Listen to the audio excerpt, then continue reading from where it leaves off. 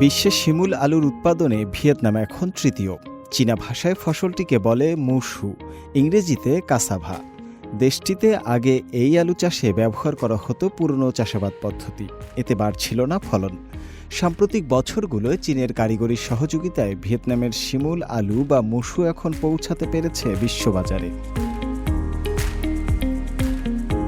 চীনের প্রযুক্তি ব্যবহারে ভিয়েতনামের শিমুল আলুর ফলন যেমন বেড়েছে, তেমনি এগুলো হয়েছে আগের চেয়েও বেশি রোগ প্রতিরোধী। আবার বিআরআই উদ্যোগের ফলে কিছু চীনা কোম্পানি স্থানীয় চাষিদের সঙ্গে গড়ে তুলেছেন সরবরাহ নেটওয়ার্ক।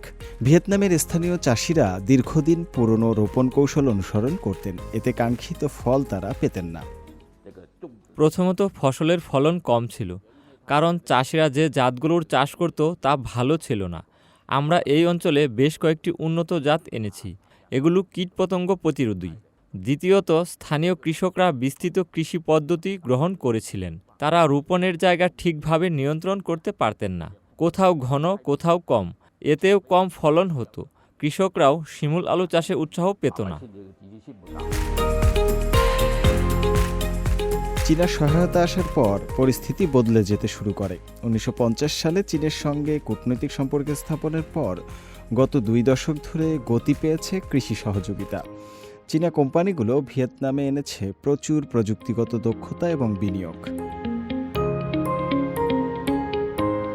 আজ ভিয়েতনামে পরিচালিত চীনা প্রতিষ্ঠানগুলো 2000-এরও বেশি স্থানীয় কৃষক পরিবারের সঙ্গে ন্যূনতম মূল্যের ক্রয় চুক্তি স্বাক্ষর করেছে, যা কৃষকদের এনে দিয়েছে আর্থিক নিশ্চয়তা।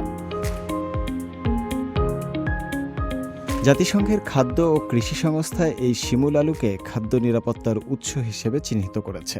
পরিশোধিত প্রক্রিয়াজাত কাসাভা স্টার্চ এখন খাদ্য প্রক্রিয়াকরণ, রাসায়নিক ও ওষুধ গবেষণার একটি অপরিহার্য মূল কাঁচামাল।